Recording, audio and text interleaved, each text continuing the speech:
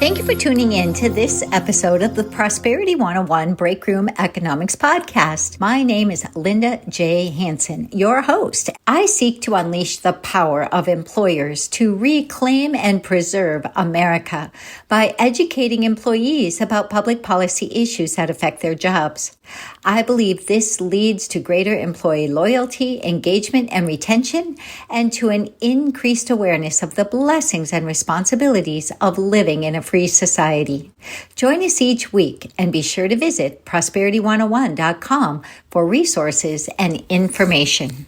Thank you so much for listening today. It is a pleasure to have a repeat guest today that is going to talk about very relevant information. But before I do introduce him, I do want to say thank you to our prosperity partners, those who give financially to help us keep the podcast on the air. And so we do appreciate you, prosperity partners. And if you'd like to become a prosperity partner, please go to the website, prosperity101.com, and click the Prosperity Partner link, and you can support us with any amount, either monthly or whenever you can. And we just appreciate your support. We also have several strategic partners that I'll mention at the end of the episode, and we'd love for you to support them as part of supporting the freedom economy. And now today I have, as I mentioned, a repeat guest. Jonathan Williams is not only the guest today, but he's a good friend, and he is the president and chief economist at American Legislative Exchange Council, or ALEC. ALEC is the largest voluntary membership organization of state legislators dedicated to limited government, free enterprise, and federalism. And they help and support information to legislators all across America on these important principles. And Jonathan has been here many times, and we've talked about so many topics. Jonathan, it is just a pleasure to have you back, especially as the nation is looking at this big, beautiful bill and all the changes that President Trump wants to make and what's happening in our nation. Thank you so much for making time, and we can talk about what is happening in the 50 laboratories of democracy.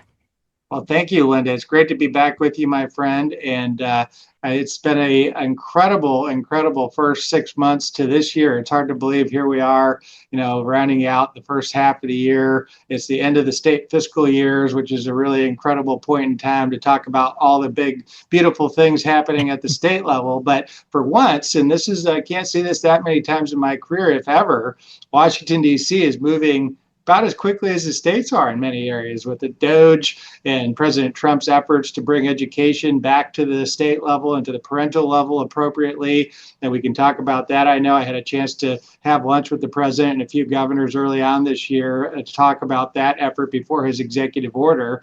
And now we have, of course, some really weighty times ahead when it comes to our economy and the big, beautiful bill on tax reform and the Trump tax cuts and everything moving in Washington. So it's nice to see, as the states are always moving very quickly, Washington is doing the same, and in so many good ways, to try to move the ball forward for common sense ideas to really empower individuals and empower those principles that you talked about. They're ALEC principles, but more importantly, they're American principles.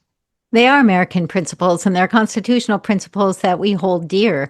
And as I always say, we have our God-given rights, and they are guaranteed to us through our Constitution and through our system of government. And so it is just a pleasure whenever we can focus on supporting those rights and protecting those rights. And I appreciate everything that ALEC does. Before we get into things with the big, beautiful bill, though, I'd like you to just share a little bit about ALEC for those who maybe never heard you on this podcast before, but then also behind you in the shot there in the video, we have the cover for Rich States, Poor States. And the Rich States, Poor States Guide is something that I promote frequently on my podcast, and I invite people to go to alec.org to read about it and to download it.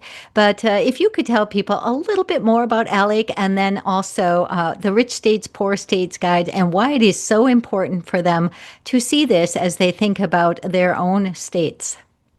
Well, it's I've been at ALEC now for 18 years, and the reason I've stayed for this long is it's a one-of-a-kind organization, and really the only educational organization in America for state legislators and really for all Americans Uh-huh. to bring forward sound, common sense public policy ideas within those principles that we've been talking about Mhm. that really matter for states and to allow states to continue to be the leaders in these laboratories of democracy. I mean, President Reagan said it best that it was not the federal government that created the states. It was the states that created the federal government. And I think we got an incredible opportunity here. And ALEC is going to be at the forefront of this, as many of our partner organizations, of course, individual legislators for ALEC. America is going to celebrate its 250th anniversary of the Declaration of Independence in just about a year from now. And we have, I think, an incredible opportunity to educate rank and file, hardworking Americans across the board of reminding them, why is it that America is so unique and why is it that America is great? What differentiates us versus all the other countries that have been formed in the history of the world? And there's so many great ways to isolate that down, whether it's religious freedom, whether that's the rule of law, whether that is property rights, or this idea of decentralized control. I went back, and Linda, I encourage, and just as a challenge to all of your listeners and viewers, I do it everywhere I go as we talk about this really important principle-based topic. And if you haven't read the Declaration of Independence recently, go back and reread it. For me, it had been a while, and I reread it as we're getting ready for our ALEC States 250 initiative, as we're going around the country talking about this need to really relearn our history as a nation. It is, what the founders had in mind, what was going through their heads when they were aggrieved by all the violations of their rights that are endowed by our Creator with our rights, and they thought it was a bad situation, right, where you had a single individual, in the case of the King of England, who was dictating what he thought their rights were and dictating all kinds of things that they couldn't assemble together, they couldn't pray, they couldn't practice their religion, they couldn't do all of these things. And if you reread that declaration, which I encourage everybody to do, you see very clearly that the founders knew the danger of a strong central government. And that's why they spent so much time talking about the problems of central planning and central government authority in the Declaration. But then fast forward to the Constitution a number of years later, why they put so many safeguards in place of only giving the federal government certain authority directly. And then, of course, when we get to the Bill of Rights and the 10th Amendment, those things not given to the federal government are reserved for the states. And they wanted the states, and of course, at the end of the day, the people,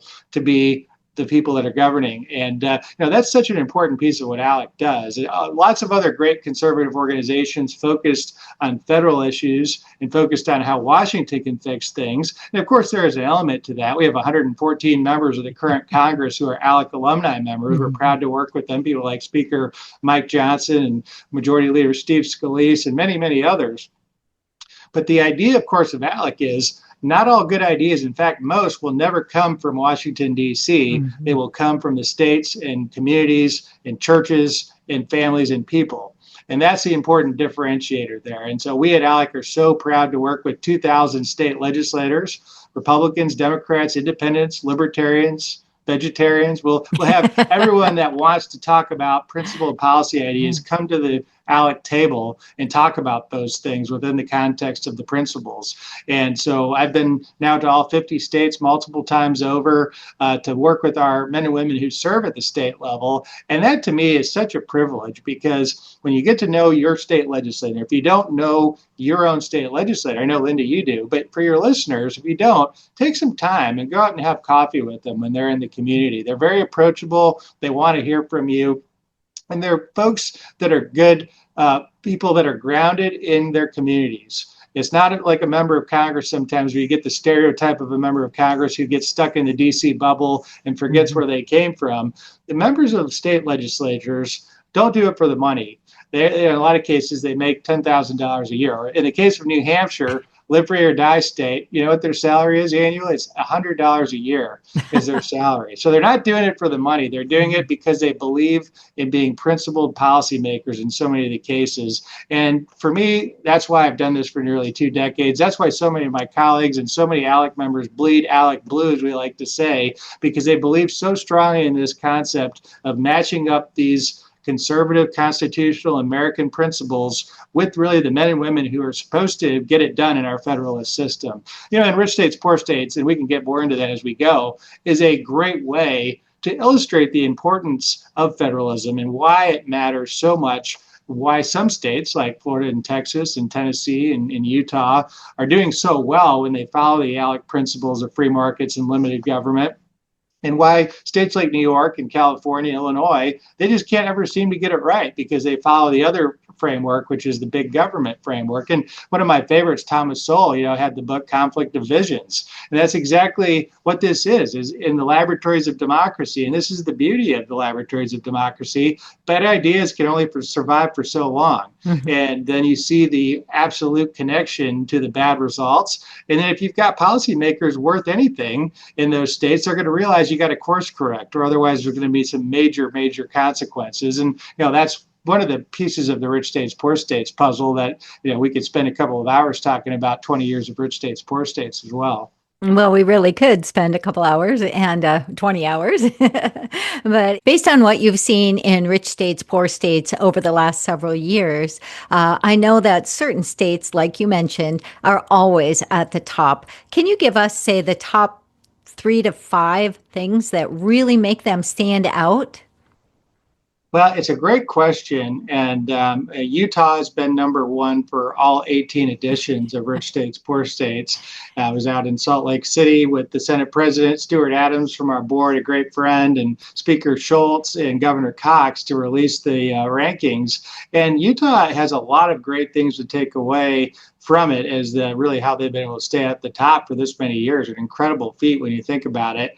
And one of the things that they do, though, before getting into some of the policy measures, is just from a strategic, I think, leadership perspective in Utah, is they always are looking around the corner to say, not that we're just number one and we can rest on our laurels, but what are all the other states doing and what do we need to do to stay at number one? I mean, that's the question that any good competitive business person asks themselves too, is they don't rest on the market share that they have currently. They look at what their competitors are doing and how they can either chip away their market share or make sure they grow their own.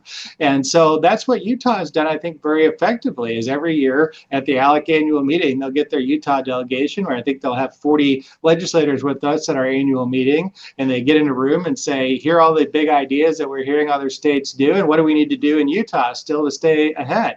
And we ran the numbers on this. One of my analysts on our team did, and he looked at it and said, if Utah in 2007, the first year of Rich States, Poor States, if they would have just rested on their laurels and not changed anything, being the most competitive state in America in 2007, where would they be today?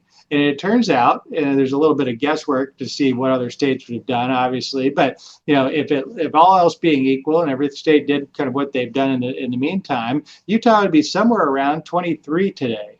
And that would have been the best state in America, falling all the way down to number 23 and falling behind by standing still. And this is a key lesson of Rich States, Poor States, is how competitive the states are right now, how many have moved in the right direction, even coming out of the pandemic, where we've seen, we've talked about it before, but it's only accelerated the flat tax revolution of states going from these progressive income taxes, which soak their, at least in their aim, soaks the rich, which ends up getting small businesses caught in the crossfire and making their state much less competitive for job creation. We have seen 7 states, Linda, coming out of the pandemic that have become flat tax states since 2000. Isn't that incredible? Because it took over 100 years, and this kind of ties back to Wisconsin. Wisconsin was the first state in America to adopt a personal income tax, and that goes back to the progressive era, 1911, I think it was, when Wisconsin first adopted an income tax.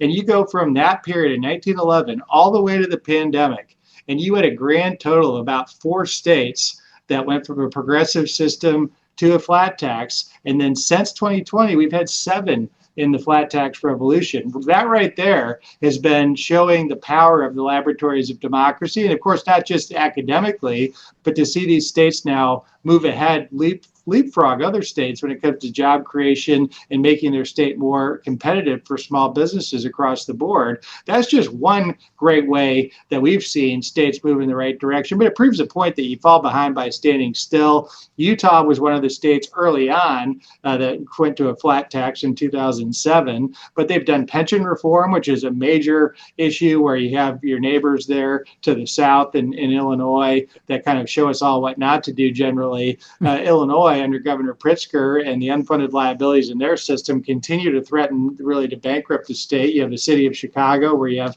Mayor Brandon Johnson. I was there in Chicago recently, and I think his approval rating is way up to 9%, that is. It was at 6%. Now I think he's a grand total of 9%. But the city of Chicago has massive unfunded pension liabilities and healthcare liabilities that threaten to really bankrupt that city. And so Utah's addressed those things. They've also addressed two other areas. One is the issue of federal funds going out to the states. This has become very pervasive under especially Biden and Obama, where you had the bailouts of the states. We talked about it in previous episodes. It might seem like it's a good thing that they're trying to save the states, but it turns out whenever the federal government sends a dollar out, it doesn't go out free. There's no such thing as a free lunch, as Milton Friedman always reminded us. It goes with federal strings attached. And now in the case of some states, we have Mississippi and Louisiana are two states where more than 50% of their entire all funds budget now comes from the federal government. And whether that's Medicaid or other areas, it really ties the hands of policymakers and makes them beholden, back to that idea of the central government problem, beholden to Washington, D.C. For their assistance, really, as a state. Utah has gotten around that and really has said, hey, what makes sense for Utah? What doesn't make sense for Utah? Let's reject things that don't make sense for Utah that would beholden us to federal regulations and requirements. And then the other thing I'll mention is property taxes. I've gone around the country. Almost always, every hand will go up of state legislators when they're hearing complaints. Really, the number one thing is they talk to constituents that they're worried about is escalating property tax bills, where it's taxing seniors out of their homes on fixed incomes, or it's really inhibiting an entire next generation of young home buyers that can't afford to buy a home because of prices high, and property tax is a big driver of that. Utah, because of adopting what has now become an ALEC model, truth in taxation, has really gotten to the heart of that issue. And so those are a few things why Utah has been at number one. And you really tie that over to the general philosophy of the top 10 states and rich states, poor states for economic outlook. It's really, how do we balance our key needs for core government services and spending with keeping taxes as low as possible, and by the way, avoiding some of the most damaging types of taxes. Not all taxes are created equal. Taxes on capital, taxes on income, those are some of the most damaging forms of taxes. The states at the top of our rankings get it right on keeping regulations in check, keeping good labor policy with right to work and other policies, but keeping taxes low and avoiding the most damaging types of taxes as they balance their spending needs with taxing in a balanced budget environment.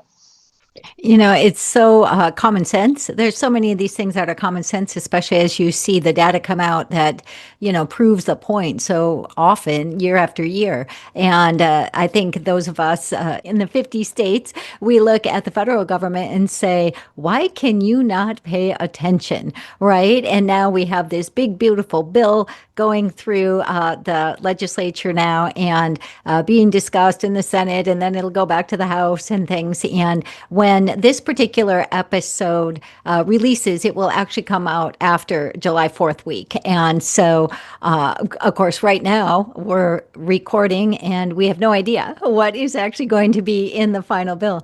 But there are so many things in there that you discussed that are great for states that would be so great for the federal government, lower taxation and, less regulation and all of these things that lead to enormous job growth. And we can see it in the Trump administration. People, cried crazy, just fear mongering when it came to the tariffs, but we're already seeing so much positive about that with, people reshoring their manufacturing. And just like like in states. When states provide a great business environment, businesses come there, jobs are provided, and everyone rises. All the boats rise when the water is filled. And it's really amazing to me that the federal government doesn't pay more attention to these successful states like Utah. But it's great that there's ALEC members that are, the number of ALEC members are growing in the federal government. And so it's great to know that they're there being a voice for these common sense principles. Well, it's, back to the what Art Laffer always says, it's not rocket surgery. It's basic economics 101 and Right. what doesn't work versus what works. Right. And don't take my word for it. The free market economist, Jonathan Williams, take the successes of all the states that follow the ALEC formula of lower taxes and limited government and federalism and better regulatory policies and down the line of all the things that we measure in rich states, poor states, avoiding debt, avoiding pension liabilities. You compare those states and the states that are, those are the booming states, the states that are growing, the states that are creating new jobs, the states that people want to move into. And there's so many examples of that, whether it's Texas and Florida get all the attention because they're the big states and they're big numbers of hundreds of thousands of people moving in just recent years. But I mean, you look at some states then that had been states that have been stagnant for years, Ohio being one of them. As a Michigander, it pains me a little bit to sing the praises of Ohio as much. I'm just kidding. No, they've been doing a great job, and actually they're just passing a flat tax. They're going to become the next state in the flat tax revolution at 2.75%. And Ohio is a great turnaround story. And these kind of turnaround stories, to me, really show the causal relationship of lower taxes driving growth. It's not like they've always been competitive states. In fact, in the first edition of Rich States, Poor States, I think Ohio was ranked 47th for economic outlook, with 50th being worst. And now they're chipping into the top half of states, but they keep making improvements. They became an education freedom state, and we can talk more about that because now we have 17 states across the country that are school choice, education Wonderful. freedom, where the dollars follow the families and the parental decisions are the ones that matter the most, of course, for their kids. Ohio did that. They've cut taxes. In Ohio, after being a out-migration state for 40 years straight, that is, more Americans chose to leave Ohio than Americans chose to go to Ohio on net.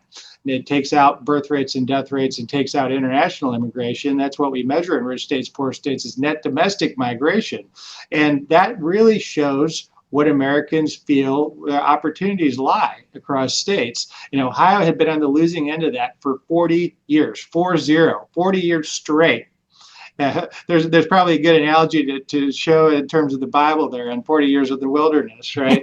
And you have 40 years straight of population outflow from Ohio. You do school choice. They did school choice recently. They cut taxes. They've done some great regulatory reforms. And just in the last year or two, Ohio's begun to see in-migration from the other 49 states for the first time in a generation plus. And more extreme example of that, of the turnaround story, is West Virginia, where it's got one of my favorite governors in America right now, Governor Patrick Morrisey, who was the Attorney General. He led the way on West Virginia versus EPA, the Supreme Court case that then led the way for the Chevron deference going away under Loper Bright this last Supreme Court term, which is a big deal in terms of empowering the legislative branch and disempowering unelected bureaucrats. And so what Governor Morrisey has done on tax cuts and regulatory relief, and then in recent years, West Virginia became a right-to-work state, saying you don't need to be a member of a union to work.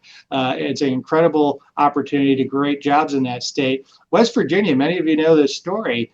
You can go back, we talked to Ohio 40 years back. West Virginia, you'd have to go back a century to find the last time West Virginia was an inbound migration state from the other 49 states. Well, you turn the page into 2025, and the census showed for the first time in 100 years, after school choice, tax cuts, and deregulation, right to work, West Virginia is now an inbound state. Incredible turnaround stories. And so that, for me, you could make the argument, Texas and Florida, they've been competitive. They're in the South. They don't have cold winters. People love the beaches. All those arguments that people make to try to explain away why they're growth states. You don't explain away West Virginia and Ohio other than saying they have become free market education freedom states. That's such a good point. And, you don't explain away people leaving California for the weather, right? Well, that's right. No person has ever left California and gone to Texas for better weather. But why is it that they're going, right? And why is it Right. that big company, Chevron Corporation, just left last year from Mm-hmm. San Ramon into Houston, Texas? And that is exactly the point. If you've been to California, you know they've got the best weather on earth. They've got Silicon Valley, they've got the Right. beaches, they've got the mountains, they've got Hollywood, they've got everything.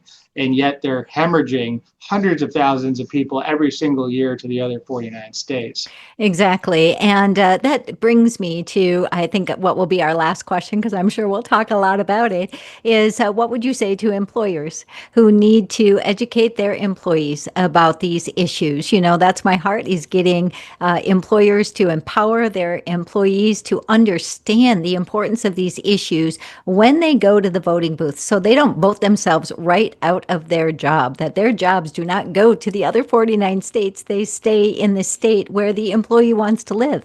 And so, what would you say to employers and how they can educate their employees?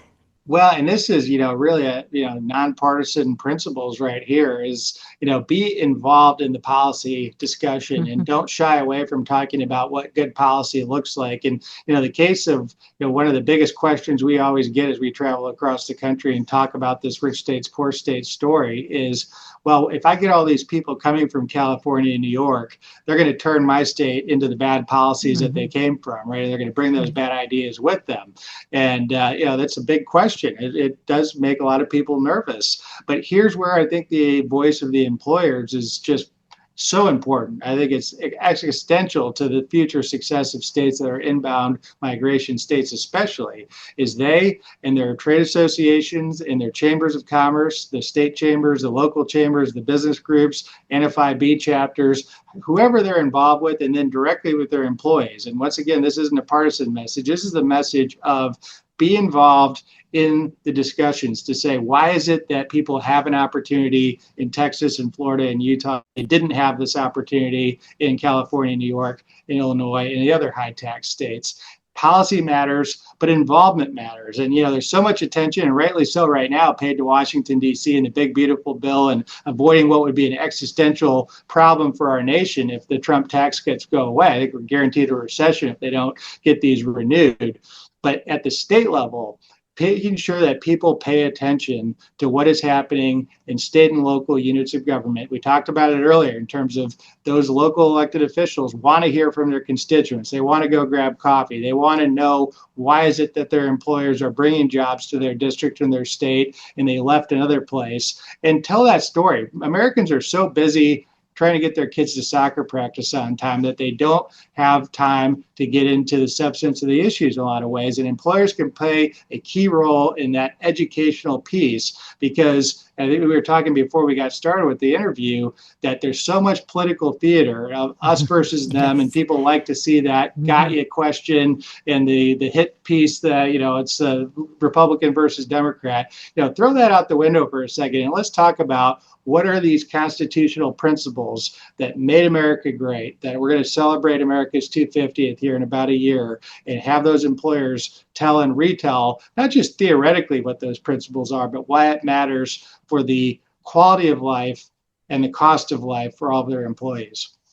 It's so important. And that's why I do what I do, really to hopefully bring that illumination to all the employers and employees and I say too that if employers don't do it, who will?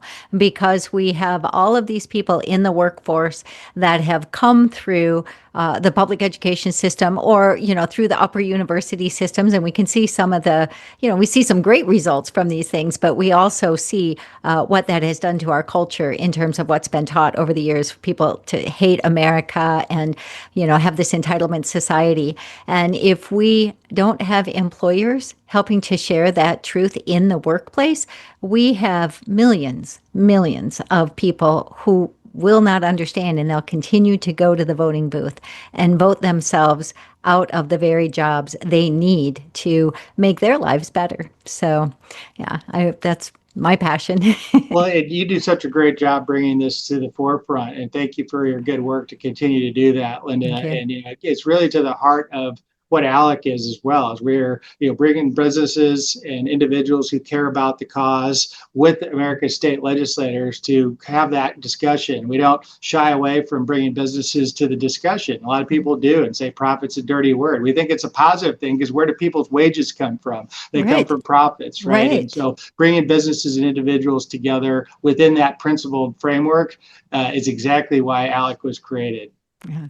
Well, it is just a pleasure to have you give an update about ALEC and everything that's been going on in the States. And listeners, if you want to learn more, you can go to alec.org and you can find Jonathan there if you'd like to contact him. But also make sure you look at, there are different things. They have different task force. We've really spent a lot of time this particular episode talking about rich states, poor states, but there's so much more. I mean, he talked about the task force on education, and there's energy task force, and there's so much information that you can glean. And so whatever your industry is or whatever your interests are, you can find information that'll be helpful for you, not only to make your own decisions, but also as you want to have some talking points or some data, real information that can inform your state legislators or your federal legislators. Like we said, they should be paying attention to what works in the states, and we should do that at the federal level. So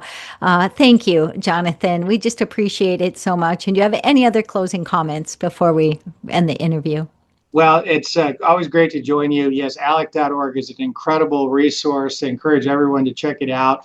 Brand new task force on election integrity and process and procedures issues, a brand new task force on veterans and military affairs, and then all of the different issues that we've dealt with for years. And so there's tons of great material, and it's just a great way to work with your audience, Linda. I know we'd love to donate a couple hard copies of Rich States, Poor States for you to give out. We can sign and send out to a couple of your valued listeners out there. So really appreciate the opportunity to be back with you. Well, it's always a pleasure. I hope you'll come back soon. Every time is just full of information. So thank you so much. And listeners, thank you for watching or listening to this particular episode. And before we close, I want to say thank you again to our prosperity partners and to our strategic partners. You can go to our website or the show notes, and you can find U.S. Christian Chamber of Commerce, where you can learn to do kingdom commerce with other like-minded business leaders from around the nation, and Mother Nature's Trading Company, which provides great products for your health with natural cranberry seed oil, fresh from Wisconsin. The VA USA, providing wonderful virtual assistants, made in America, virtual assistants that many are military families. And so you can support those who help support our freedom. And Red Balloon, the nation's #1 non-woke job board, where you can be free to work and free to hire. And if you care about saving babies, please support our strategic partner, Pro-Life Payments, where you can save babies with every swipe of your credit card. And last but not least, Podcast Town. If you're interested in starting a podcast or elevating the one you have, please visit Podcast Town. All of these businesses can be found in our show notes and on our website. So please support our strategic partners, because they're supporting the values that made America great. So thank you again, Jonathan, and thank you to everybody listening. And we just hope you'll have a great 4th of July. This will come out after the 4th of July holiday. So Jonathan, thank you. And we look forward to having you back before the next 4th of July. So thank you. Look forward to it. Thank you. Okay, thank you. Thank you again for listening to the Prosperity 101 podcast. If you enjoyed this episode, please subscribe, share, and leave a great review. Don't forget to visit prosperity101.com to access the entire podcast library, to order my newest book, Job Security Through Business Prosperity, the essential guide to understanding how policy affects your paycheck, or to enroll you or your employees in the Breakroom Economics online course. You can also receive the free ebook, 10 Tips for Helping Employees Understand How Public Policy Affects Their Paychecks. Freedom is never free. Understanding the foundations of prosperity and the policies of prosperity will help you to protect prosperity as you become informed, involved, and impactful. Please contact us today at prosperity101.com to let us know how we can serve you. Thank you.